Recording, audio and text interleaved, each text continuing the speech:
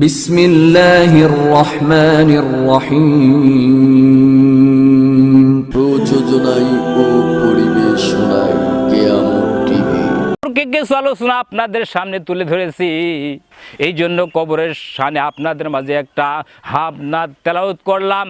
আল্লাহ রব্বুল আলামিন ডাক দিয়ে বলছেন, আল্লাহ পাক বলছেন, আমি কবরটা তোমাদের জন্য ভীষণ কঠিন জায়গা হিসাবে আমি সৃষ্টি করেছি এবং মুমিনদের জন্য আমি ওই কবরটা শান্তির একটা স্থান নিয়ে আমি সৃষ্টি করেছি।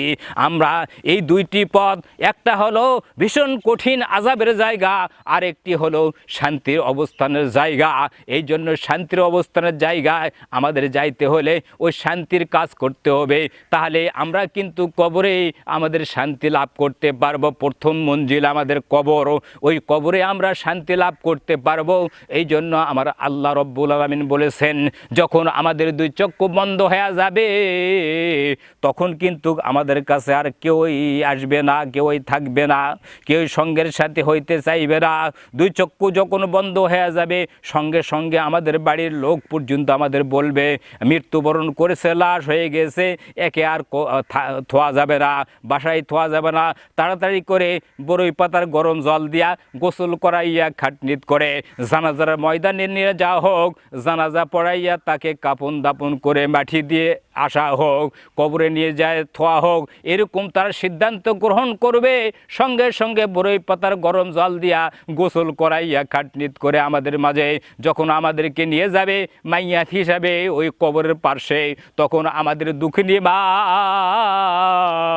দুঃখিনী বাবা যদি পৃথিবীর জমিনে বেঁচে থাকে, আমার ভাইয়েরা, আমার বাপজনেরা, সঙ্গে সঙ্গেই ওই দুঃখিনী বাবা কলজা ফেটে ফেটে কাঁদবে আর বলবে, ওরে আমার সন্তান রে, তুমি মৃত্যুবরণ করলে আমার আগে, কিন্তু তুমি যদি পৃথিবীর জমিনে বেঁচে থাকতা, আমি তোমার পিতা হয়ে যদি মৃত্যুবরণ করতাম, তাহলে আমার আজকে কলজার শান্তি পাইতো, কিন্তু আমার কলজাটা পটপট করে ফাটিয়ে যাচ্ছে, আমি সহ্য করতে পারি না, এই দুঃখ আমি আর রাখতে পারি না, তুমি আজকে আমাকে থুয়ে অন্ধকার কবরে চলে যাচ্ছ। এইভাবে দুঃখী বাবা নাটি ঢোকা দিয়ে সঙ্গে সঙ্গে জানাজার পার্শ্বে এসে দাঁড়াইবে, জানাজার ময়দানে দাঁড়াইবে আর কাঁদবে। খাটনির সঙ্গে আসিয়া শুধু চুমা খাইবার বলবো, আমার সন্তানটাকে আমাকে একটা বার দেখাও, আমার সন্তানটাকে একটা বার দেখাও। এই জন্য আমার যুবক ভাইয়েরা, আমার পর্দানিশী মা বোনেরা, আমার বাপজানেরা, আমার ভাইজানরা, পৃথিবী থাকার জায়গা নয়, পৃথিবী ছেড়ে আমাদেরকে সবাইকে চলে যেতে হবে।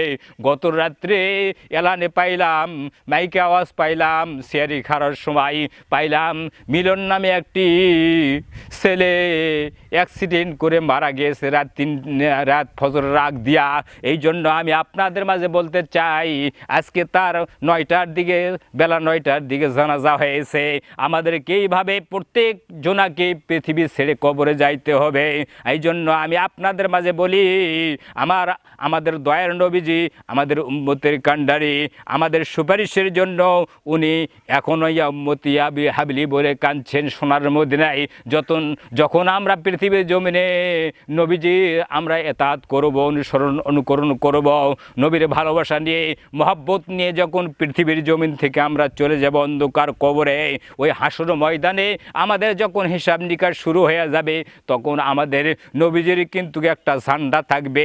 তখন ওই ঝান্ডা দেখে আমরা কিন্তু নবীর এতাত করার কারণে, নবীর ভালোবাসা অন্তরে ধারণ করার কারণেই ওই ঝান্ডায় আমরা চিনতে পারবো। উত্তপ্ত এরকম রথ উঠবে, আর মনে করেন মাথার মগজ গলে গলে যখন জমিনে পড়তে শুরু করবে, পা বয়ে বয়ে সলাব হয়ে যাবে, ওই সময় ইয়া নফসি বলে আমরা কাঁদবো আর বলবো, আমাদের কে রক্ষা করবে? আমাদের দিনের নবী মোস্তফা, আহমদ মোস্তফা, মুহাম্মদ মোস্তফা, উনার ঝান্ডা কোথায়?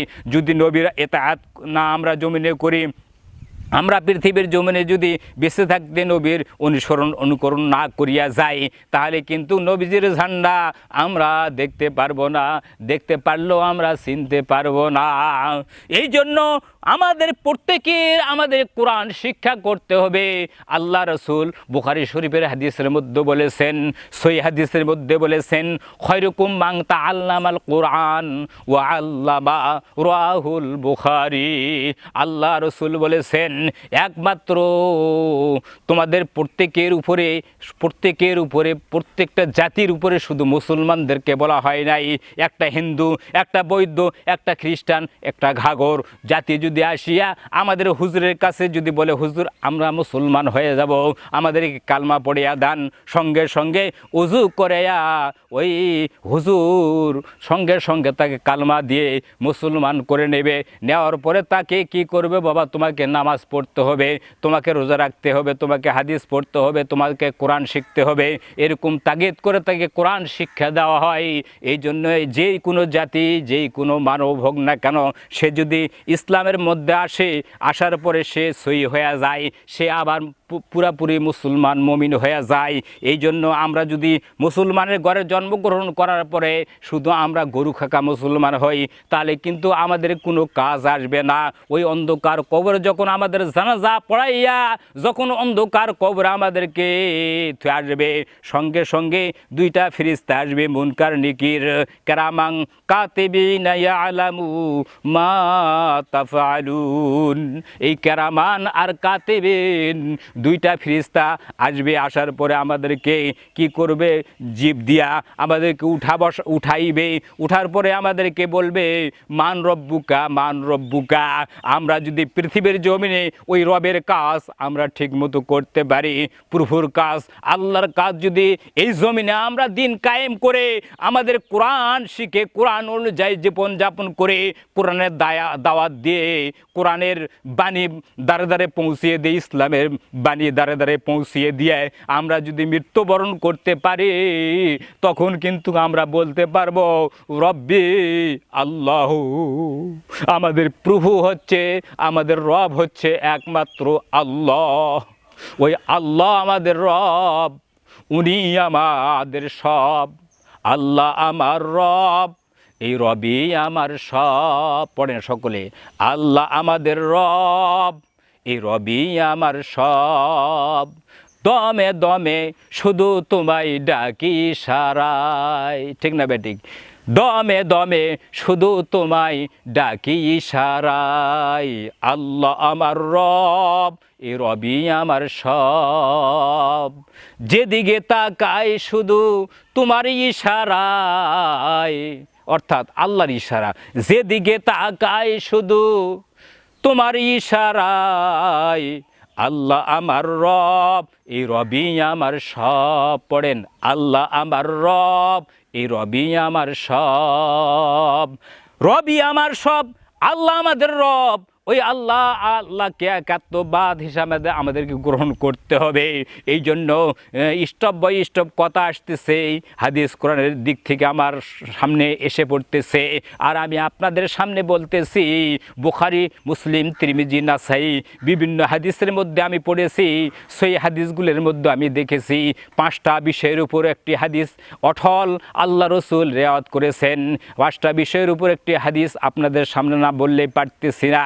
এখানে বলতেছেন আল্লাহ রসুল, বুনিয়াল ইসলামু আলা খামস, শাহাদাতু আল্লাহ ইলাহা ইল্লাল্লাহ ওয়া আন্না মুহাম্মাদুর রাসূলুল্লাহি ওয়া আকিমুস সালাত যাকাত ওয়াল হাজি ওয়া সাওমু রমাদান, রাহুল বুখারী ওয়াল মুসলিম মুত্তাফাকুন আলাইহি। আল্লাহ রসুল বুখারী, মুসলিম, তিরমিজি, নাসাই বিভিন্ন হাদিসের মধ্যে হাওলা দিয়েছেন, দলিল দিয়েছেন। এটা সহিহ হাদিস, এটা কোনো জয়ীফ হাদিস নয়, দুর্বল হাদিস নয়। আমি সহিহ হাদিস থেকে আপনাদের মাঝে বলতেছি, বুনিয়াল ইসলাম আলা খামস। খামস শব্দের অর্থ হচ্ছে 5টি বস্তু। খামস শব্দের অর্থ হচ্ছে আরবি 5টি বস্তু। ইসলাম হচ্ছে 5টি খুঁটির উপর ইসলাম প্রতিষ্ঠিত, 5টি বস্তুর উপর ইসলাম প্রতিষ্ঠিত। যেমন আমি আপনাদের মাঝে বলতে চাচ্ছি, আমাদের নবীজি ঘোষণা করেছেন, বুখারী, মুসলিম, তিরমিজি, নাসাই বিভিন্ন হাদিসের মধ্যে হাওলা দিয়েছেন। এই জন্য বুনিয়াল ইসলাম ওয়ালা খামসিন, শাহাদাতু আল্লাহ ইলাহা ইল্লাল্লাহ। আল্লাহ রসুল বলতেছেন, হে আমার উম্মতেরা, একমাত্র আমার আল্লাহ রব্বুল আলামিন ছাড়া দ্বিতীয় কোনো এলাহি, দ্বিতীয় কোনো প্রভু, দ্বিতীয় কোনো আবাদতকারী, দ্বিতীয় কোনো আবাদত কবুলকারী এই পৃথিবীতে নেই এবং আসবে না। ওই আল্লাহর প্রতি তোমাদেরকে একাত্মবাদ হিসাবে আল্লাহকে গ্রহণ করে নিতে হবে। আল্লাহর প্রতি তোমাদের ঈমান আনতে হবে। আল্লাহকে আল্লাহ বলে স্বীকার করতে হবে। আল্লাহর প্রতি তোমাদের একনিষ্ঠভাবে কোনো দুর্বলতা থাকা চলবে না। একনিষ্ঠভাবে, এককভাবে আল্লাহর প্রতি ঈমান গ্রহণ করতে হবে। বলেন সুবহানাল্লাহ। 2 নম্বরে আল্লাহ রসুল বলেছেন, ওয়া আন্না মুহাম্মাদুর রাসূলুল্লাহি, সকলে পড়ি সাল্লাল্লাহু আলাইহি ওয়াসাল্লাম। 2 নম্বরে আল্লাহর নবীজি বলতেছেন, 1 নম্বরে আমার আল্লাহর প্রতি ইয়াকিন করবা, বিশ্বাস স্থাপন করবা আমার উম্মতেরা। 2 নম্বরে আমি তোমাদের বিশ্ব নেতা, আমি তোমাদের বিশ্ব নেতা। ইয়াম্মতি ইয়াহবুলি বলে সোনার মদিনায় কাঁদতেছি উম্মতের পাগল হয়ে। তোমরা আমার এতাত করবা, আমার অনুকরণ করবা। শুধু তাই নয়, 2 নম্বরে আমার প্রতিও তোমরা ঈমান গ্রহণ করবা, আমার প্রতি বিশ্বাস স্থাপন করবা। 3 নম্বরে ওয়াকিমুস সালাহ, আল্লাহ রসুল বলেছেন তোমরা জমিনে নামাজ সলাত কায়েম করবা। নামাজ ফার্সি ভাষা, সলাত আরবি ভাষা, কিন্তু আমরা নামাজ বলে থাকি। একটা ছোট্ট বাচ্চাও বলে কি নামাজ পড়বেন না ভাই, কিন্তু নামাজটা কি ভাষা? ওই ব্যক্তি বলল নামাজ, কিন্তু নামাজটা কী ভাষা উনি নিজেই জানেন না।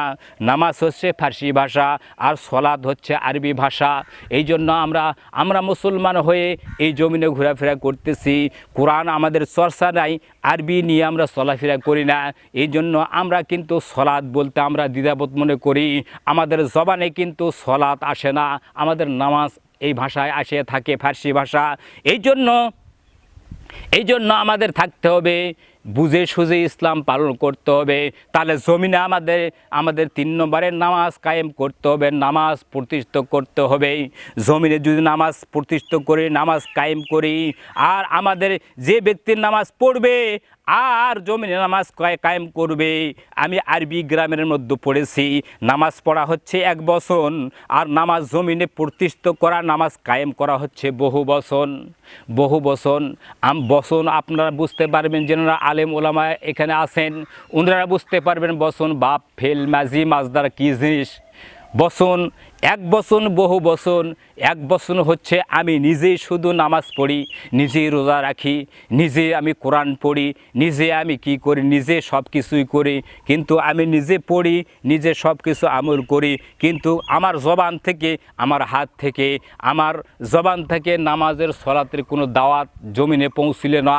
অথবা বাল্লিগু আন্নি ওয়াল্লাহ আয়া, আমি যা জানি আমার জবান দিয়া আমি 10 জনের কাছে কিন্তু নামাজের দাওয়াত দিলাম না, সলাতের দাওয়াত দিলাম না, এবং রোজার দাওয়াত দিলাম না।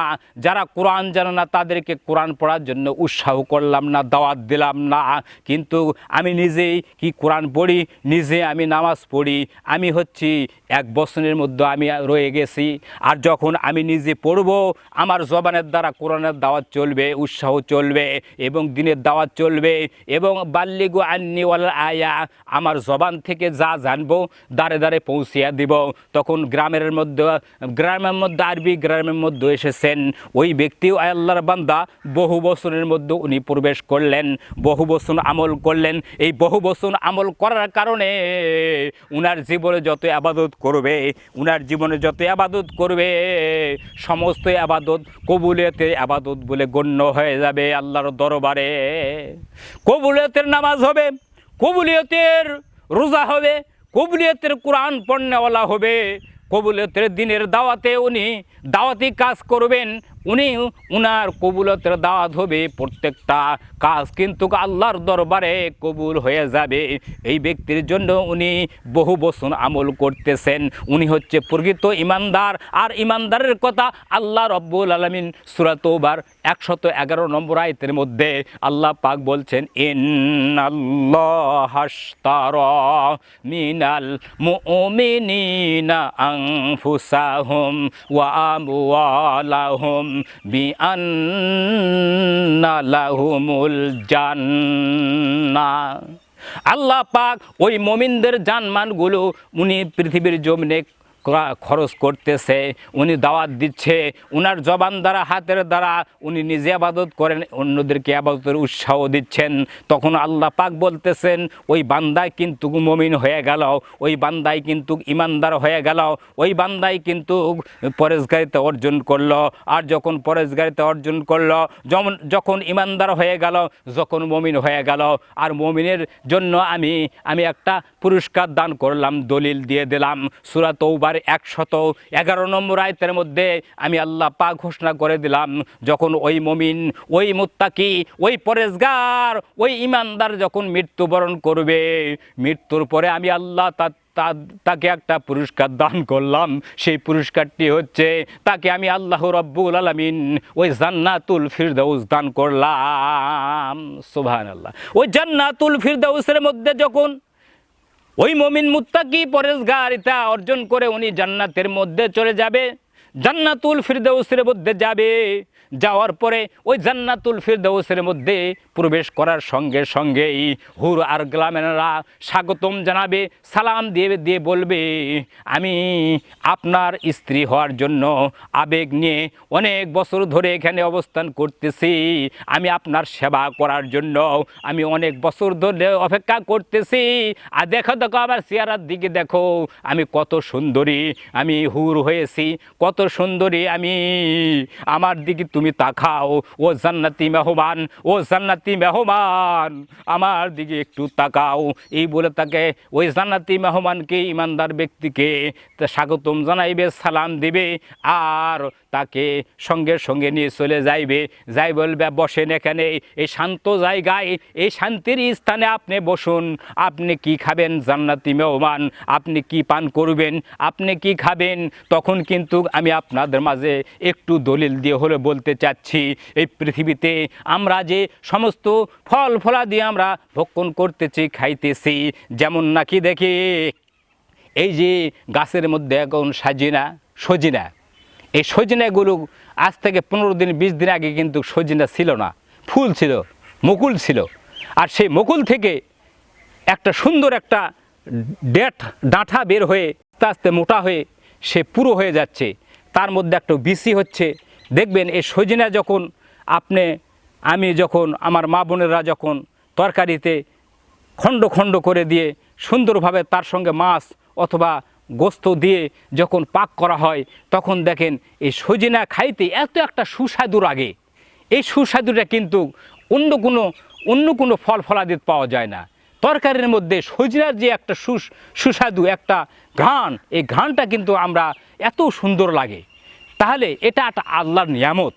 এরকম দেখেন গাছের মধ্যে খেজুর হয়েছে, এই খেজুর কিছুদিন পরে পাকবে, যত পাখি আছে পাখিরা খাইবে, মানব জাতি খাইবে, আল্লাহর যে সমস্ত মাকলুক আছে সমস্ত মাকলুকরা কী করবে, সে ফল ফলাদিগুলো খাইবে। আপেল, আঙ্গুর, শ্যাফল, বেদনা, বিভিন্ন যে উৎকৃষ্ট ফল ফলাদিগুলো আমরা খাইয়ে থাকি। আমরা অনেকে যারা একটু কুঠিপতি, শিল্পপতি, আমরা যারা অর্থশালী, তারা কিন্তু আমরা ভালো ভালো ফলগুলো কিনতে ভালোবাসি, আমরা খাইয়ে থাকি। কিন্তু আমরা বলি যে পৃথিবীর এই উৎকৃষ্ট ফল ফলাদিগুলোই আমাদের শান্তিময় একটা ফল, কিন্তু না।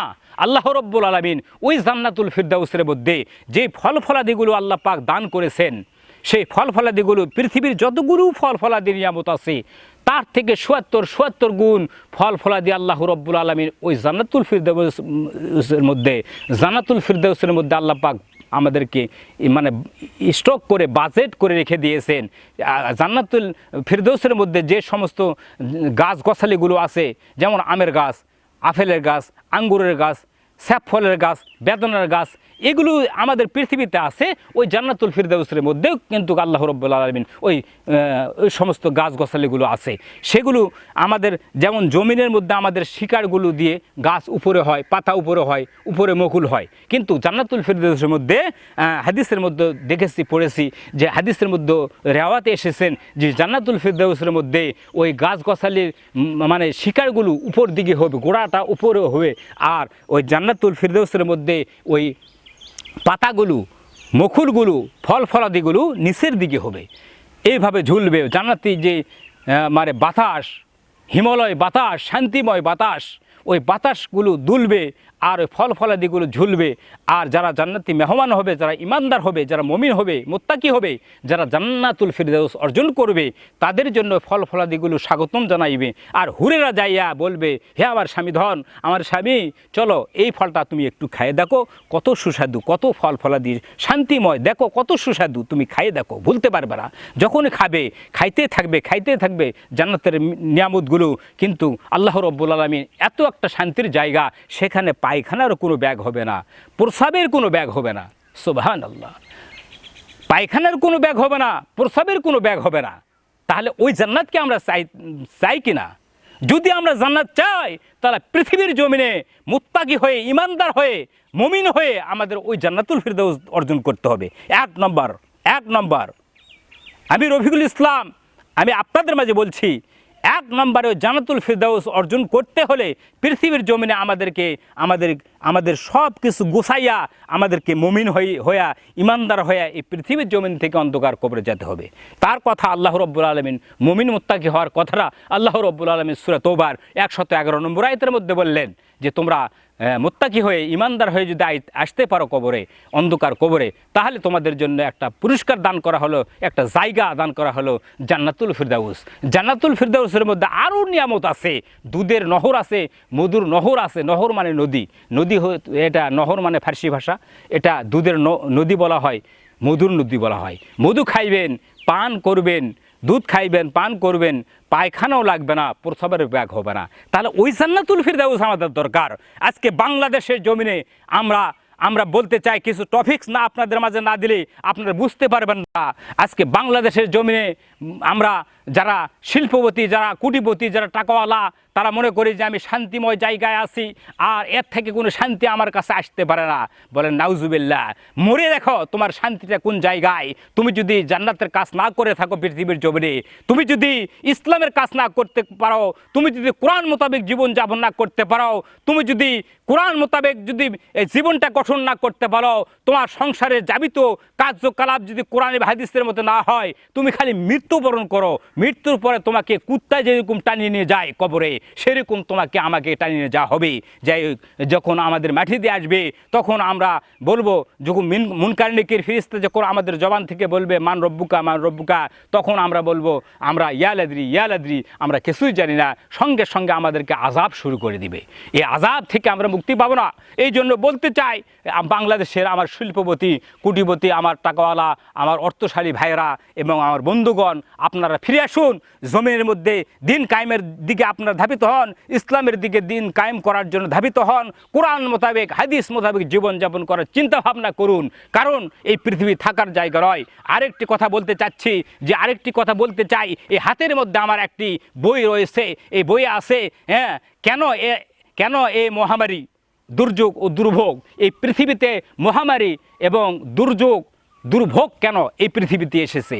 কারণ আমাদের জন্যই, আমাদের এই সাধারণ মানুষের জন্যই কিন্তু এই দুর্যোগ আল্লাহ পাক আমাদের দিয়েছেন। যেমন দেখা যায় যে 2005 সালের ঘটনা, দেখা যায় যে কি হয়েছিল কয়েক বছর আগের কথা, যে আমাদের মাঝে একটা করোনা ভাইরাস চলে গেল। এই করোনা ভাইরাস একটা রোগ, একটা বিষ। ভাইরাসটা আমাদের মধ্যে এসেছে চীন থেকে, আবিষ্কৃত হয়েছে।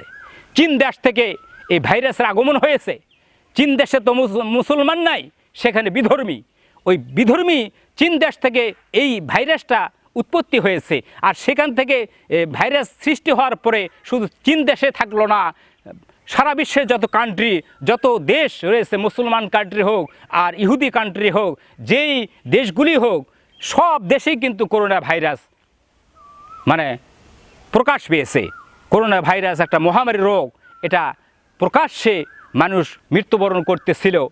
আমরা অনেকেই মাস্ক পরে ঘোরাঘুরি করতাম, কারো হাতের সঙ্গে কেউ হাত মিলাইতে পারতাম না, কারো কাছে কথা জোরে বলতে পারতাম না, বললেই নাকি বলবে তোমার যে মুখের যে বাতাস, এই বাতাস আমার কাছে যেন না আসে। এরকমভাবে আমরা কিন্তু ভয়ের মধ্যে ছিলাম। আজকে এই মহামারীটা আমাদের জন্য এসেছে, আর এই মহামারীটা দিয়েছেন আল্লাহ। কেন? মানুষকে বোঝার জন্য, মানুষকে সঠিক পথে আনার জন্য। ফিরে এসো, পাপ কাজ থেকে ফিরে ভালো কাজের অনুকরণ দেখিয়ে তোমরা সিরাতে মুস্তাকিম সঠিক পথের দিকে তোমরা আসো।